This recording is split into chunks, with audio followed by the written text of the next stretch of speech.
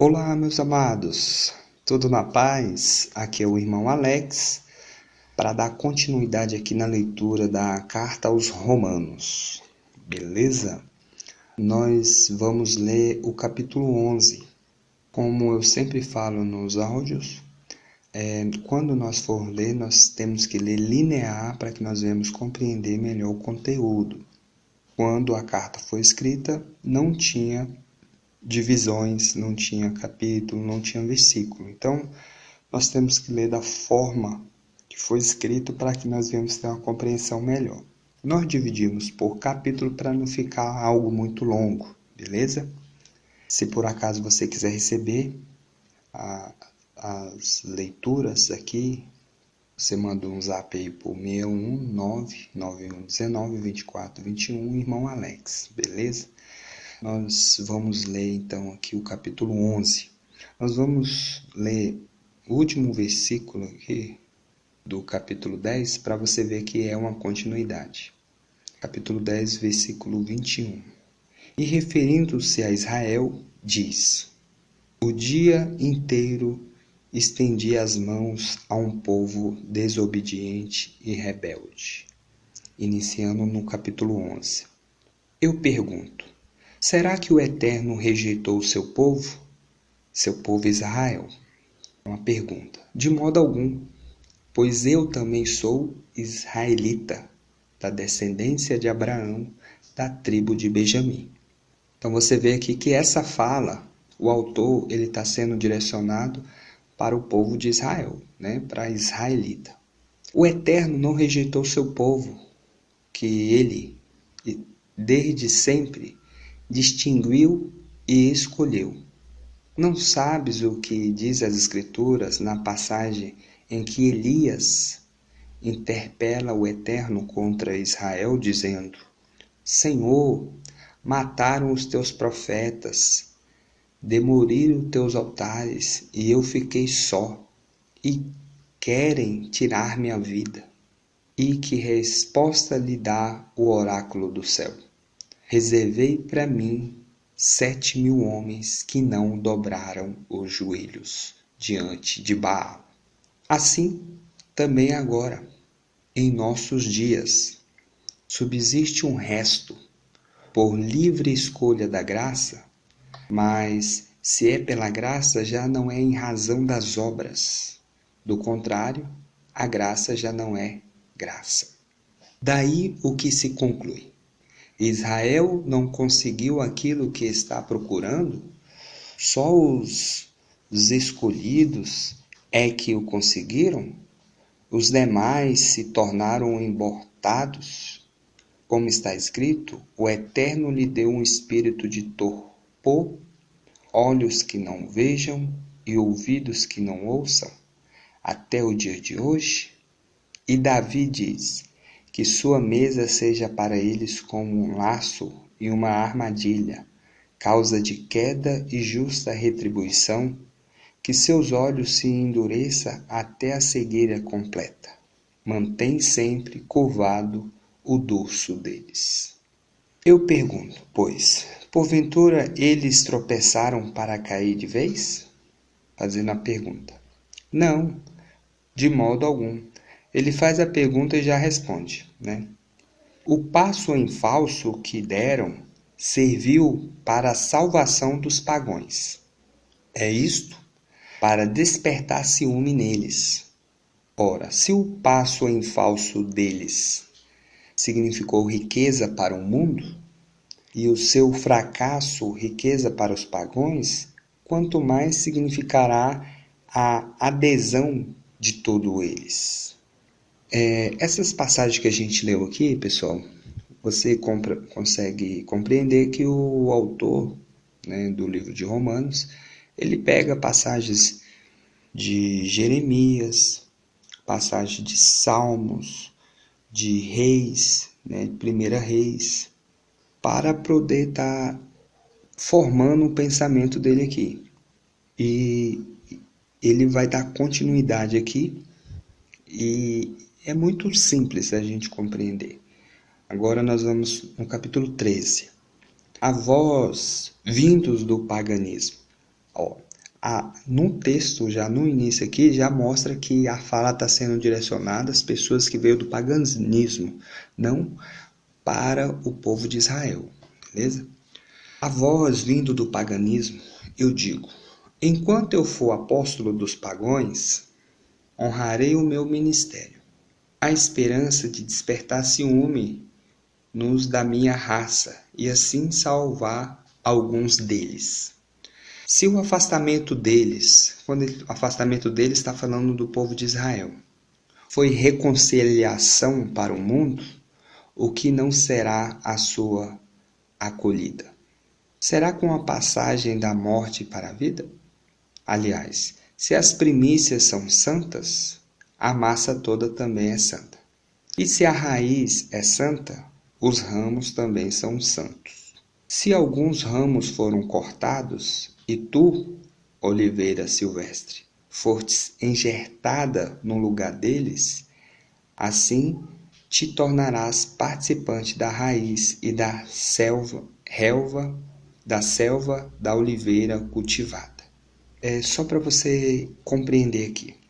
Ele fala assim, né? Vamos bem devagar para você entender. No versículo 17. Se alguns ramos foram cortados, e tu, oliveira silvestre, essa oliveira silvestre, ele está dizendo que é os pagãos. Né? O autor aqui está dizendo que as pessoas que não são da raça, né, dos israelitas são oliveiras silvestres. Vamos continuar aqui, para que você entenda. Fortes enxertada no lugar deles é porque muitos dos israelitas, né, do povo de Israel, não acredita que Yeshua, que Jesus é o Messias. Eles não acreditam por quê? Porque realmente tem algumas profecias no Antigo Testamento que fala que quando vir o Messias vai ter paz no mundo, a criança vai colocar a mão no ninho de cobra e não vai ser picado, a criança vai pegar no leão. O povo de Israel, ele tem essa visão de paz no mundo. Só que pode ser que entenderam da forma errada, porque Yeshua, ele sempre ensinou que ele veio para trazer uma salvação. E ele fala diversas vezes para nós não criar raiz nessa terra, né? Não criar raiz nesse mundo. Por quê? Porque nós vamos passar por uma outra dimensão, né? Vamos dizer assim, todos vamos morrer. Vamos continuar aqui para não ficar longo.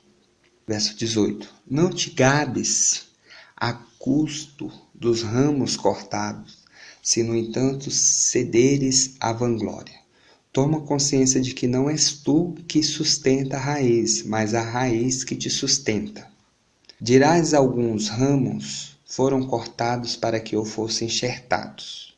Bem, esses ramos foram cortados por causa de sua incredulidade, mas tu é pela fé que estás firmes.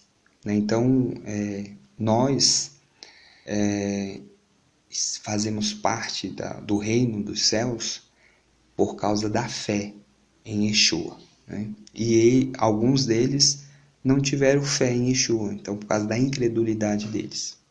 Portanto, não te ensoberbeça, antes teme, pois se o Eterno não poupou os ramos naturais, nem a ti pouparás. Então está sendo bem claro aqui que o Eterno não poupou o próprio povo que ele escolheu, né? Abraão, e de Abraão foi para Isaac e Jacó. Então ele cortou pessoas da família de Abraão.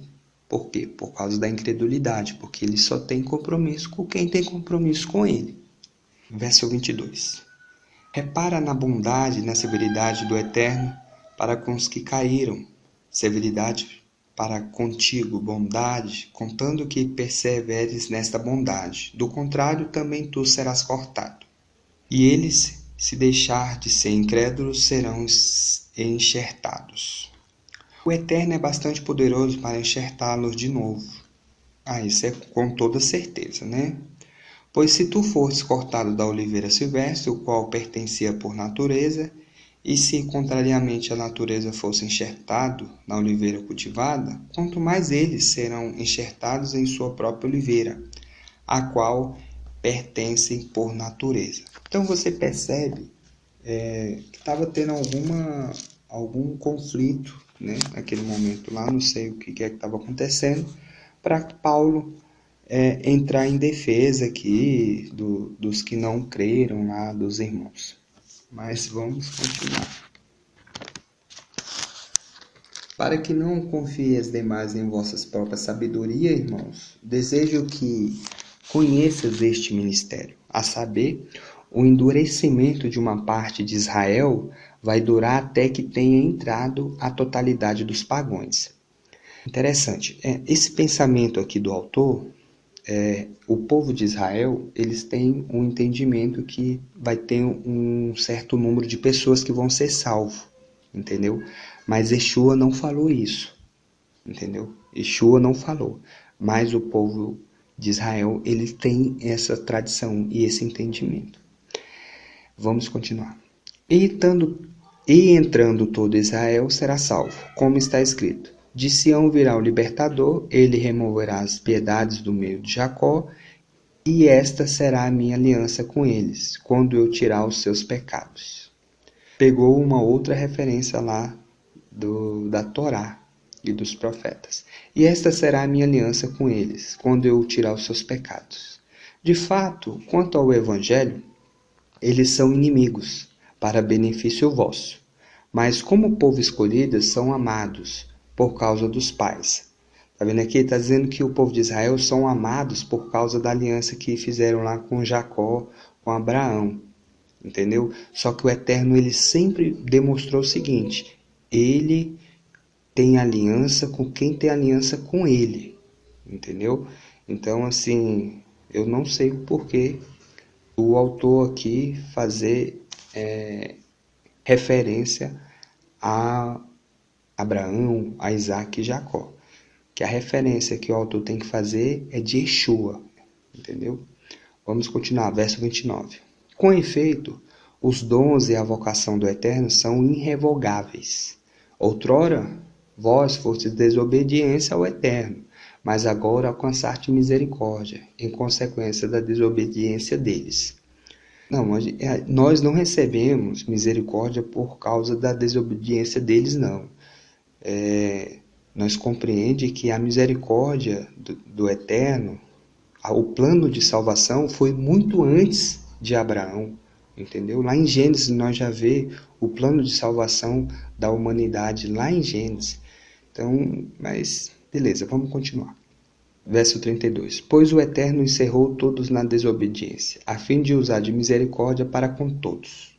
A profundidade da riqueza da sabedoria e do conhecimento do Eterno, como são insondáveis os seus juízes, impenetráveis os seus caminhos. De fato, quem conheceu o pensamento do Senhor?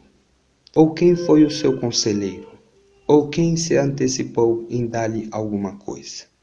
De maneira a ter direito a uma retribuição. Na verdade, tudo é dele, por ele e para ele. A ele, glória para sempre. Amém. Beleza? Terminamos o capítulo 11. Pessoal, eu dei algumas palavrinhas aqui, porque quando você busca conhecer a história de Israel e começa a entender o que Yeshua ensinou, você começa a compreender. Entendeu? Então, assim, nós temos que filtrar e ver qual o entendimento do autor, o que ele está passando e o que a gente pode estar absolvendo para nós hoje, para nossa vida diária, entendeu? Relacionado com o que Yeshua ensinou, o que Jesus ensinou. Isso aí nós não podemos, nós temos que saber distinguir isso aí, beleza? Então, fique na paz, espero que você esteja gostando, que o Eterno venha abrir o seu entendimento, te dando sabedoria, te dando força, amor, fé, esperança de dias melhores. Que Ele possa guardar todos da sua família, em nome de Yeshua. Um grande abraço do irmão Alex.